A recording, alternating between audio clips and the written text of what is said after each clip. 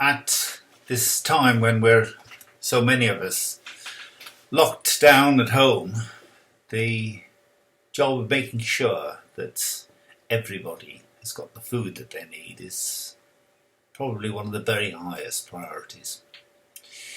And I've certainly been enormously impressed by the brilliant response of so many within the city.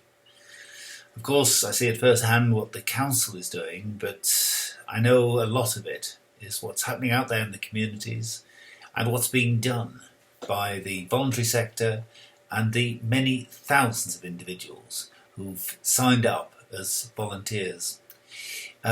Voluntary Action Leicester and their database, they alone have got an additional 1,600 volunteers. And of course, that's on top of the number who've also volunteered to help with the NHS.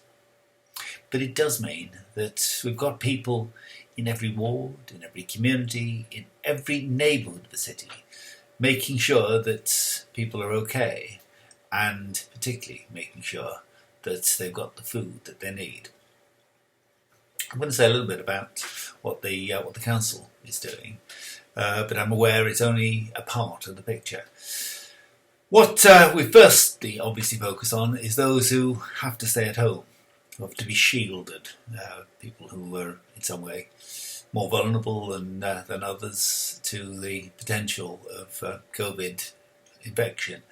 Those who are over 70, those with long-term conditions, and many others who have got reasons to have to take particular care not to get this terrible virus. What we've done is to establish a food distribution centre, a centre where we can supply food to over 12,000 vulnerable people and their families.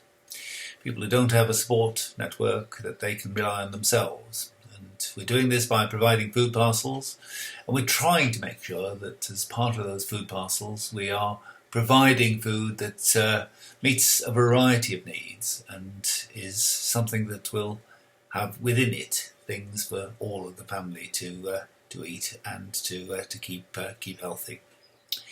I think the second thing that I want to talk about the council as supporting is the work of those essential food banks.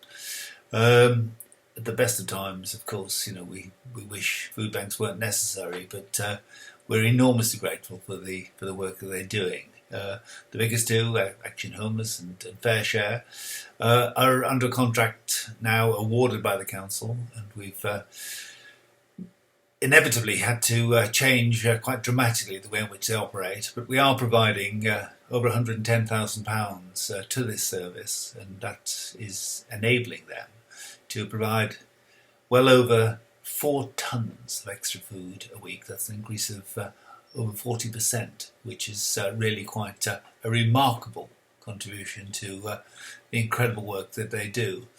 They've of course had to slim down the way in which they work. They've had to change the ways in which they check eligibility, and of course are able to look at different ways of actually getting the food to the homes where it is needed. Demand has doubled, but capacity, I understand from these food banks, is at the moment something that they're coping with. But of course, we want to keep that under review and make sure that they continue to get whatever support they need. I think I ought at this stage really to give you a link as to how you can refer people through to them. And the best way to do that is to use the council's COVID-19 email address, and we can then ensure that the needs are passed on. And that email address is C19 Support, that's C, capital C, 19 Support, all one word, at leicester.gov.uk. So if you're aware of any needs, that's where to pass it through to. The third area that I wanted to refer to really was city catering itself, because normally that's something that is very much associated with providing food to our children in their schools. It's an in-house catering service. It's normally, as I say, focusing on schools, but now it's providing over 2,000 meals a day to children, particularly children of key workers and children who are eligible for free school meals. And we're looking at ways in which we can continue to develop this service to support the city in other ways. We already use them to provide meals to some of the city's most vulnerable people, but we're working with other organisations, so providing hot meals to people, to look at ways in which we can work together to ensure that those facilities are directly helping those in the greatest need.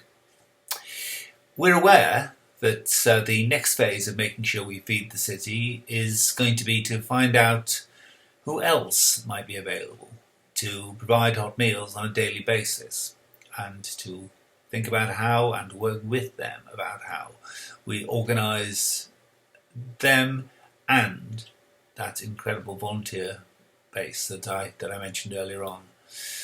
There is a lot that has had to change very quickly over the last couple of weeks. There's a lot that will continue to change. There's a lot of effort being put in. There's a lot of effort ahead of us. And I think we recognise that we need to be incredibly flexible in the way in which we support this city through this emergency. But we're also aware that this is, as several people have said, going to be a marathon and not a sprint. And that the challenge is still as much ahead of us as it is behind us.